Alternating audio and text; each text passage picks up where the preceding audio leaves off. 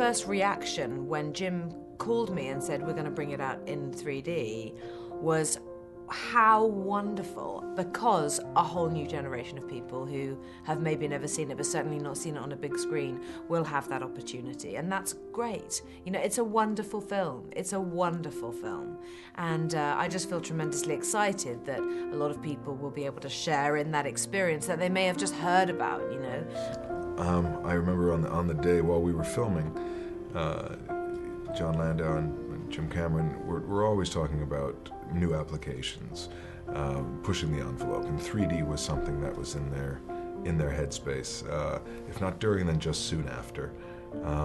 Whether it was going to be applied to this film or not, I can't quite recall, but nothing surprises me in terms of forward thinking coming out of Lightstorm, you know.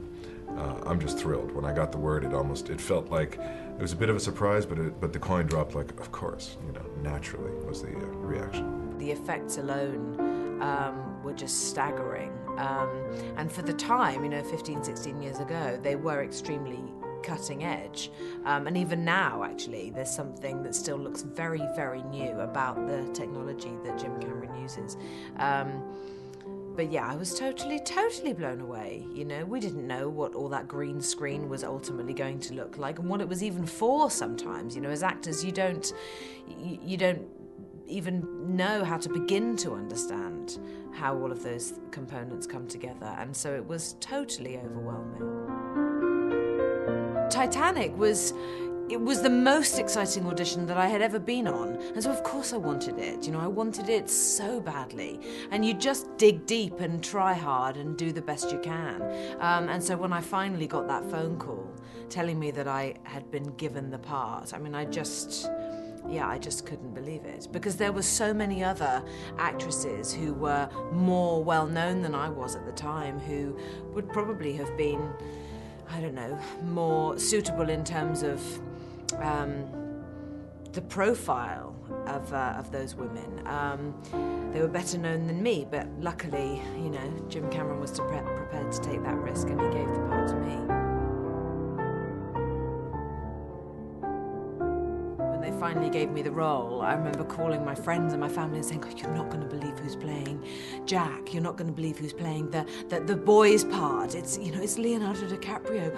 Don't you remember him from What's Eating Gilbert Grape?" And I mean, I just had so much respect for him that I just couldn't wait to really share in the experience with him, you know, because I knew it would be challenging. I knew it would be exciting.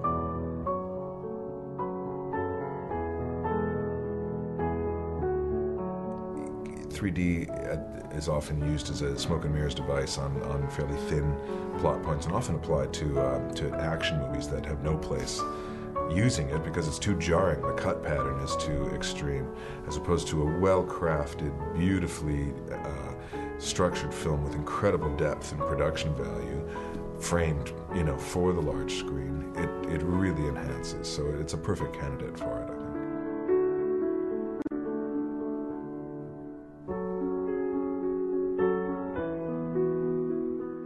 The reason the film worked at all is because it's actually a very pure and simple love story. It's a good old-fashioned Hollywood love story, you know, which people will never tire of that, you know, and the sincerity of that. It's still a bit mysterious to me now, 15 years later, how we managed to create something so beautiful together. But I just want to thank all of you for what you brought to Titanic, and I'm very, very proud of your work in the film. I'm proud of what we did together, and I think it's going to stand for a long time.